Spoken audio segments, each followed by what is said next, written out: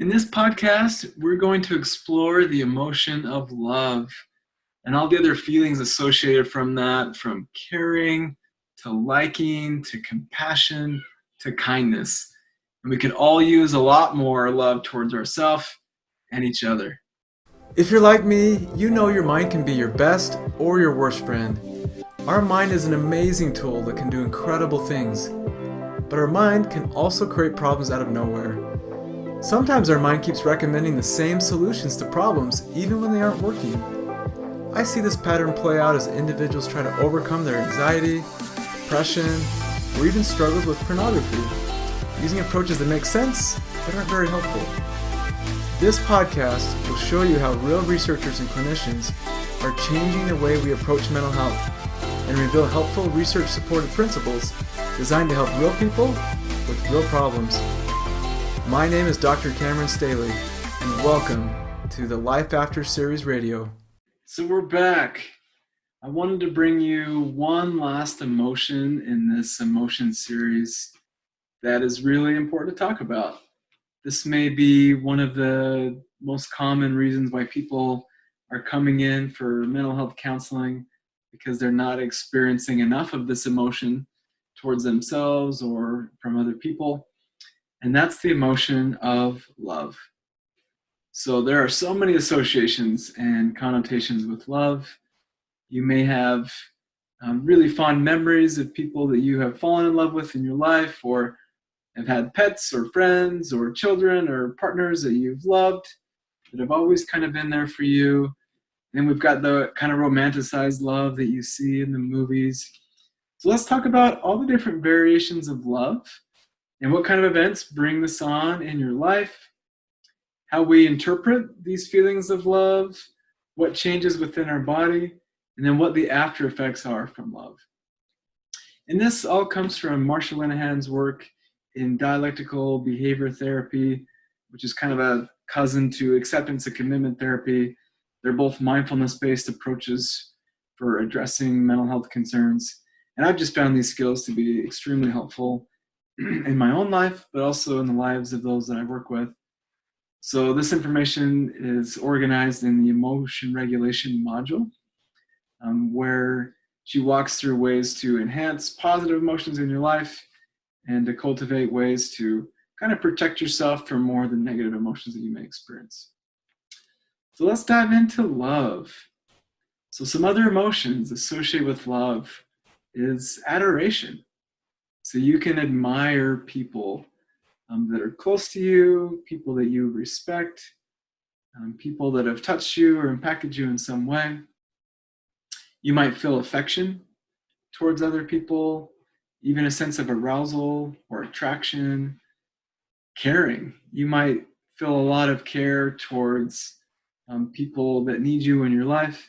So often I feel the most caring towards my children, sometimes my dog, but not always. Definitely people that I work with in a therapeutic context. I'd say the feeling of care is probably the most consistent and strongest emotion that I have towards people that are coming to counseling to work through mental health problems. You could also have that feeling of being charmed. So that might be really early on in a romantic relationship or working with a mentor where you just kind of feel like, wow, like everything they do is just amazing and magical. Compassion is a really powerful form of love, where when we truly have compassion for somebody, that we are willing to be there with them through the highs, the lows. We just don't experience that from afar, but we really want the best for them and we are feeling with them. So having compassion for somebody is kind of understanding what they're going through, being willing to put yourself in their situation and really hoping and wishing the best for them. Desire. So often when you're dating somebody, you have a really strong desire to be with them, or if you have love for members of your family, you have that strong desire just to spend time with them, hang out with them. Other ones that often kind of show up in dating contexts is feeling enchanted or fondness or even infatuation. Really strong ones could be lust or passion or longing. Those are really strong words that we often associate with kind of that romantic part of love. And the ones that are a lot more general that I think the world could benefit from a lot more of is kindness. That is an expression of love. Just being kind towards other people is a demonstration of that love. Being gentle, being thoughtful, those small acts of service is part of kindness. Liking. Often we like things quite a bit, and that's another variation of love. And I guess what I mean by that is there's a lot of people that I really enjoy being with, that I like being around them. I like them. I like the things that they say. I like the things that they do. I like their thoughts. And that's kind of that part of that variation of love or affection. I'm just having interest in being with them. There also might have that feeling of sentimentality. So kind of that remembering and longing to be with people that you care about. Sympathy is another one that is kind of a variation of love. We typically have sympathy towards people that we care about. Sympathy is kind of a challenging one for me. There's many times as I'm leading a group or working with somebody, they've had really negative or maybe off-putting experiences when people have had a lot of sympathy towards them. So sometimes sympathy can be experienced as kind of a distancing form of affection, where it can almost feel like pitying or you feel bad for somebody. And so often I contrast sympathy and empathy, where sympathy, it's like, yeah, that's a rough situation. Whereas empathy towards someone is really taking the time to open yourself up, to be vulnerable, and to put yourself in that situation. So instead of like feeling bad that something bad happened to somebody you care about, it's really joining them in that and feeling with them and really caring for them. So sometimes sympathy is appropriate and it's all that's needed, but I often kind of view that sympathy and empathy on a spectrum. And sympathy might be that introductory emotion, and I found that empathy can be a lot more connecting as you're really allowing yourself to feel with somebody that you care about. You might also have feelings of tenderness. That's very true when you have kind of a new baby or a new little puppy or kitty. There's just lots of tenderness, or when you're dating somebody new or forming a new relationship, you tend to be pretty gentle. Also, the feeling of warmth can be one that you feel when you're with somebody that you care about. You just kind of feel warmer inside. You just feel good all over. So often these are emotions that we want a lot more of, and yet they can be kind of scary, because if we feel these things, maybe they'll go away, or someone might reject us, or it puts us in a vulnerable situation.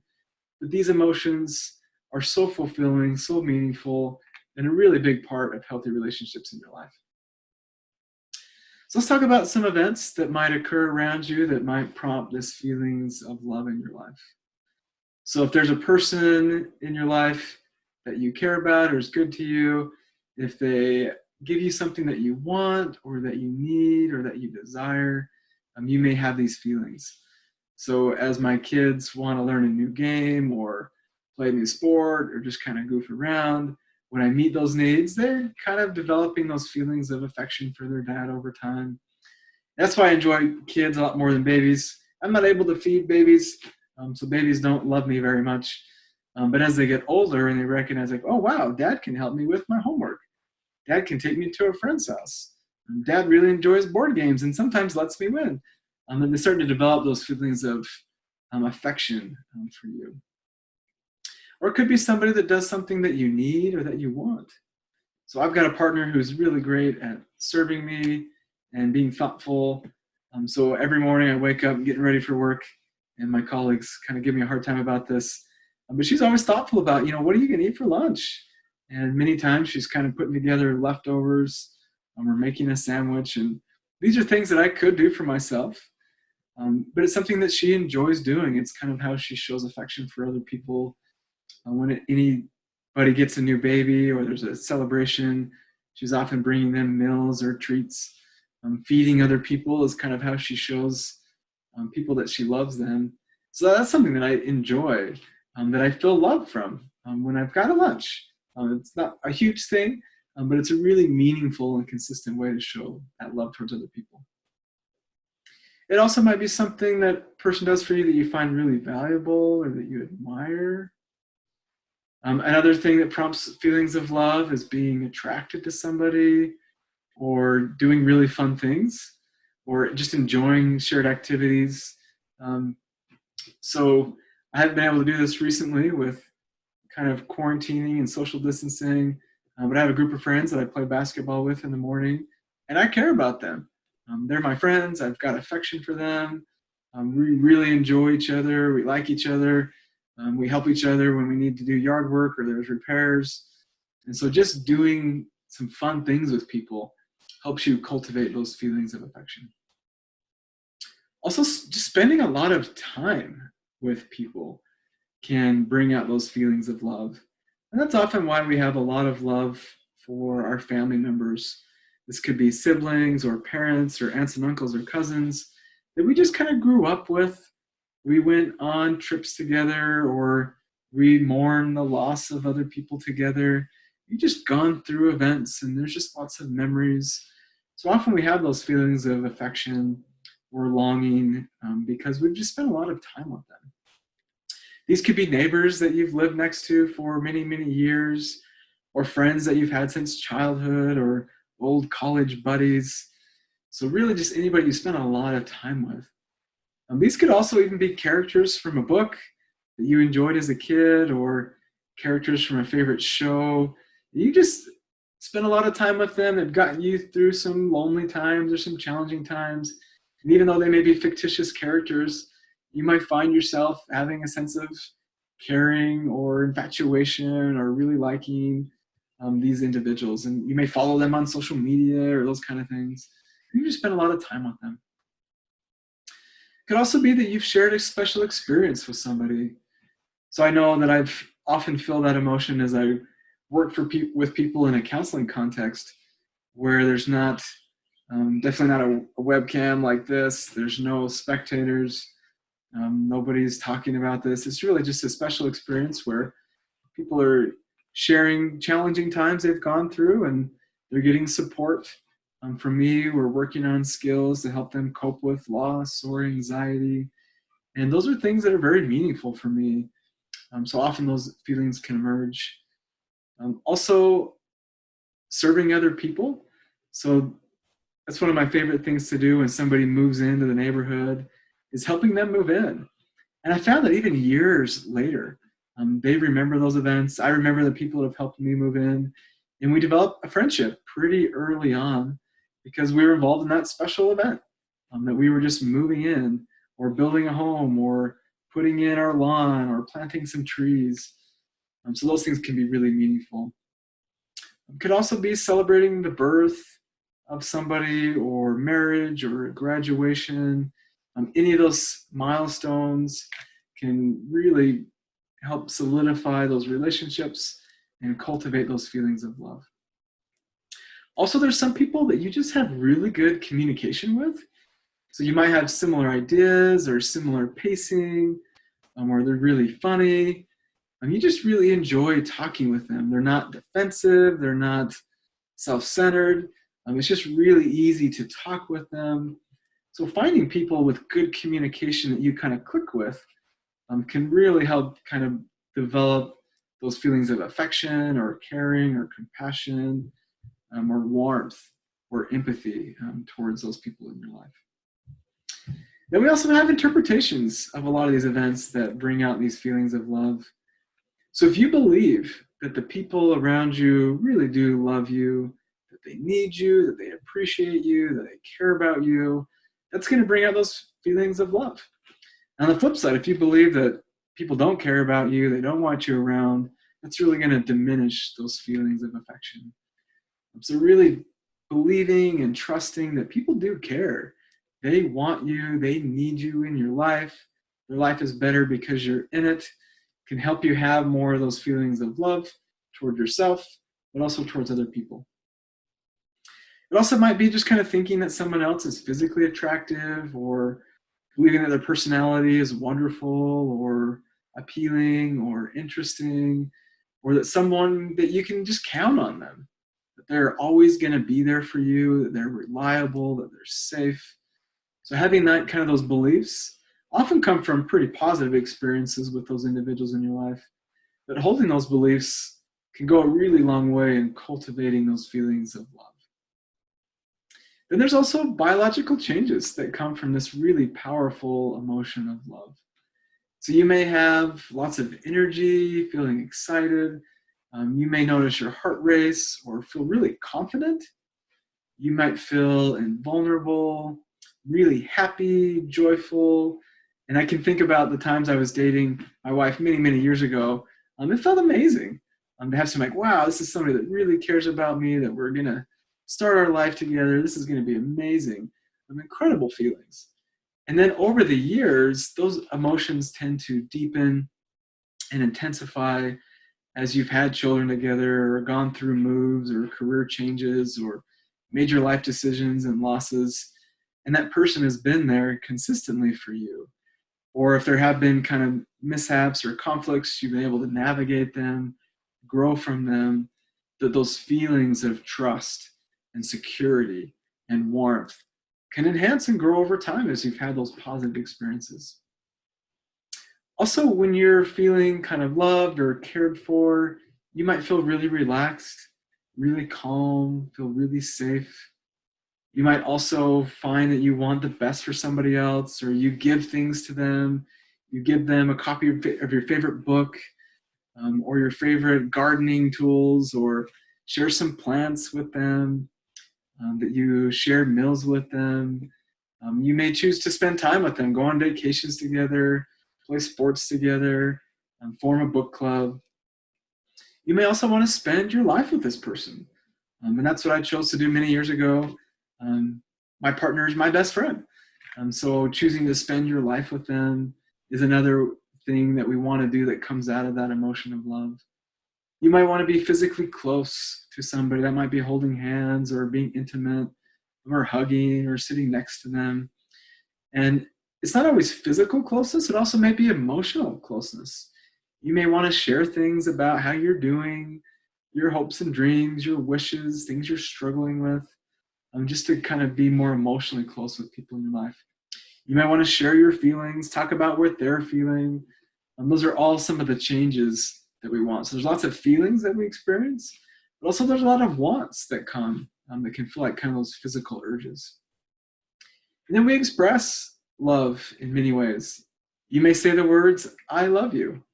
You may express other positive emotions towards somebody, that I really care about you, or I really enjoy being with you. I think you're amazing. You may have more eye contact.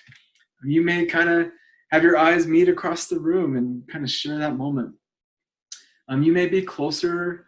You may want to hold each other or hug or hold hands, that kind of a thing. Be physically intimate. You may find yourself smiling a lot more, sharing more time together, or kind of reminiscing about those experiences that you've had that have been positive, from kind of those camping trips to those really fun vacations to getting rained out and getting lost, all those kind of things. Then also you may find that you want to do things that the other person might enjoy or they might need. So watching their favorite show or going to their favorite restaurant.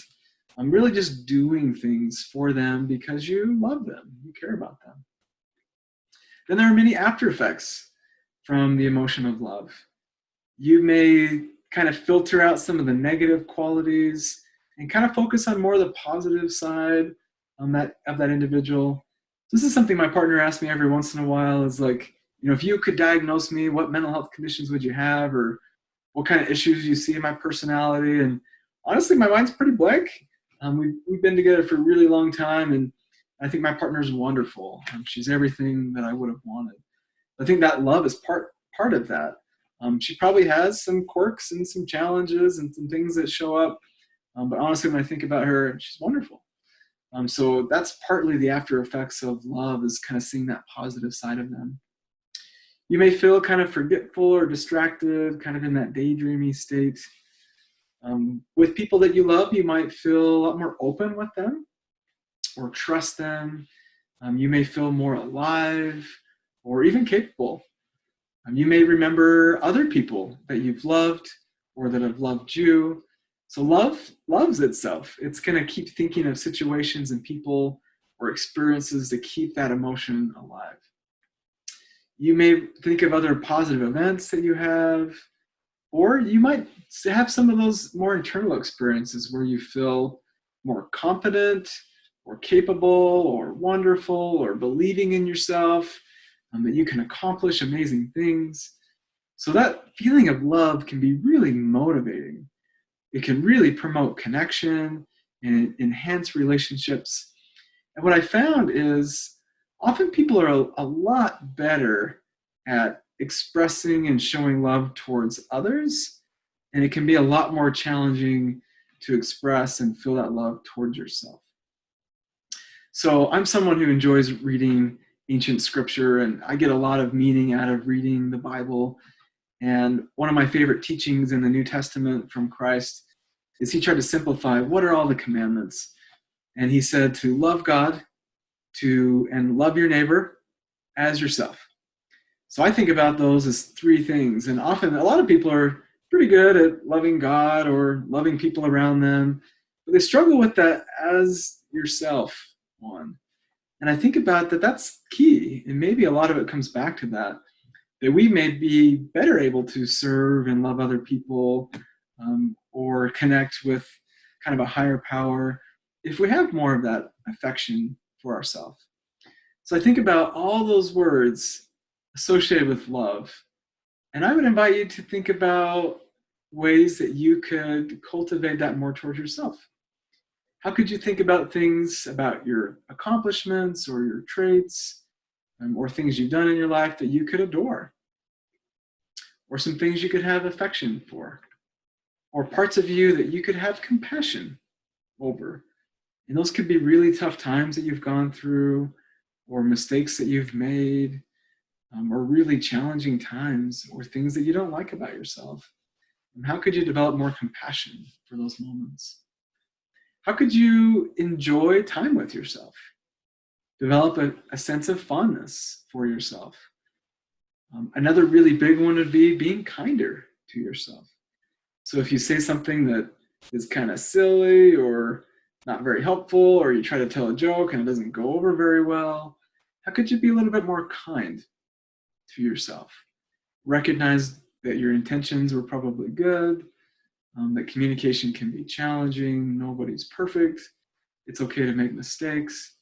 So just giving yourself more permission to be, to breathe. Practice liking yourself.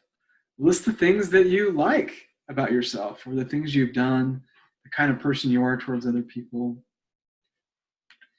Maybe act with more tenderness towards yourself. Often people can be really critical, pretty abrasive towards themselves and things they've done, but having more tenderness and warmth. And I found a lot of benefit from engaging and learning from principles from mindfulness and self-compassion as a way to cultivate more of those loving feelings towards yourself. And I found that does, as I practice that inwardly, that improves my ability to love and care for other people in my life. I think that's an area that we are underdeveloped. We don't often have a great relationship with ourselves. I know for me personally, I often just neglect myself. I don't have a bad relationship with myself. I just kind of ignore myself. So when I do take the time to have more compassion and kindness and take time with myself when I am struggling, that is improving the relationship that I have with myself. There's many times I'm working with somebody and I'm just listening to their kind of self-criticism and judgments and hatred towards themselves. And I'm like, if you were dating yourself, I would encourage you to break up. Like, this is not the healthiest relationship. And there's a lot of things we can do to improve that self-talk and that love towards ourselves. So I hope this was helpful to think about all the variations of love and the things in our life that can cultivate that. And it also might be motivating to kind of consider the relationships that you have. That there may be relationships in your life that are very safe, that are very trusting, that are very consistent, very reliable. Maybe taking a little bit more time to cultivate those relationships and express appreciation for those people. And then there might be other people in your life that don't reciprocate a lot of these feelings of care or compassion or warmth. Those might be friendships or family members. Thinking about setting boundaries with these individuals or addressing the conflict that you might have in these relationships, or expressing what it is that you need or want, or activities that are displeasing for you. So try to find a way to start to work on those relationships that are not cultivating these emotions, and then also really appreciating the ones that are and spending more time with those. So I think it is helpful to have that balance. So spending time with people that care about you, and then working on those relationships that might be a little rough. And then there's times where it's like, this relationship is really not helping me feel better in my life. I don't get a lot out of it. They probably don't get a lot out of it either. This might be time to kind of let that relationship go. And that can be challenging. I think we hold on to a lot of things way beyond their utility. I know I got old pairs of socks that have holes in them. Even though I've got newer socks that work pretty well, it's just hard to let go of things. And I think some relationships are like kind of old pairs of socks. And I think about how many socks that are available in this world and around us in our life. But there's so many opportunities to really find a good pair of socks that's going to keep you warm, treat you well, protect you from the cold and dangers in your life. And so maybe holding on to that old pair of socks that, yeah, you had some good times, but maybe it's not really where it needs to be anymore, might allow you to free up that space to really find those relationships that are going to be really meaningful and fulfilling to you. So I've never compared love and relationships to socks, so I'm not sure where that came from. Maybe because I'm sitting in the basement and my feet are cold. So I hope that example was okay. This kind of wraps up our series on emotions. And I have found it really helpful just to be more thoughtful and aware of these primary emotions that we experience in our life.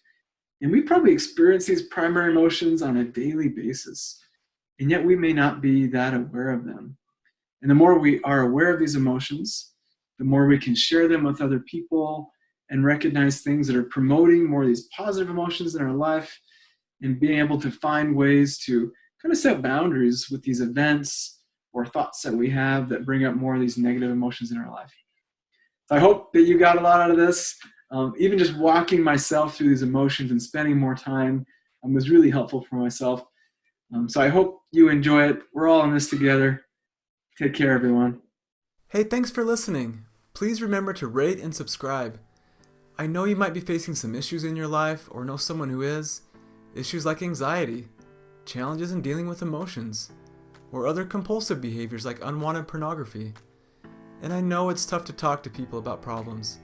Difficult to stare those obstacles down that we face in life and to really know how to deal with them. It's hard to know what to say and when to say it.